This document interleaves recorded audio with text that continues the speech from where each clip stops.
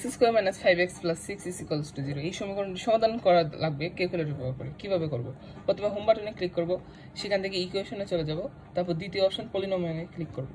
তারপর এটার সাথে অনেক মিল আছে, ax square plus bx plus c, তাই আমরা এটাকে সিলেক্ট করে দিব। এবার x স্কয়ার সহগ 1 দিয়ে এক্সিকিউটে ক্লিক করব, x এর সহগ -5 দিয়ে এক্সিকিউটে ক্লিক করব এবং ধ্রুবক পদ 6 দিয়ে এক্সিকিউটে ক্লিক করব। এবার যদি এক্সিকিউটে ক্লিক করি, x এর দুটো মান আসবে, প্রথম মান 3, পরের মান 2। এরপর যদি আমরা এক্সিকিউটে আবার ক্লিক করি, এটা মিনিমাম মান দিবে x এর। এটা দ্বারা আসলে কি বোঝায়?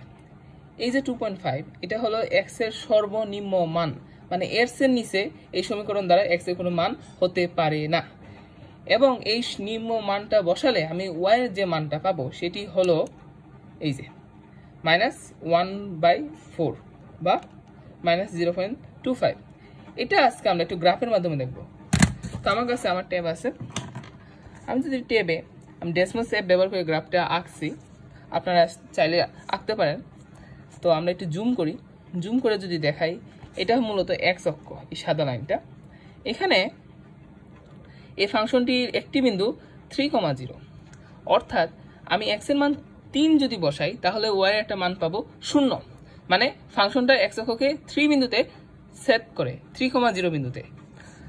তারপর আমি যদি আরেকটা মান যে দেখি, এটা হলো 2,0, অর্থাৎ ফাংশনটা x অক্ষকে 2,0 বিন্দুতে সেট করে।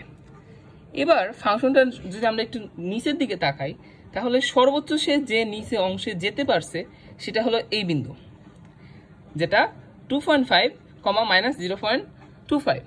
আমার ক্যালকুলেটর কিন্তু এই বিন্দুটাই দিছে। আমি যদি একটু প্রিভিয়াস অপশনে যাই, x এর 5/2, আমরা কিভাবে ডেসিমালে নিব? ফরম্যাটে ক্লিক করব, তারপর এখান থেকে ডেসিমালে দিব, ওকে দিব, 2.5। আবার এক্সিকিউটে দিলে y একটা মান দিবে, আমরা ফরম্যাটে যাব, ডেসিমালে ক্লিক করব, -0.25। এটাই মূলত এখানে প্রদত্ত মান। That's it.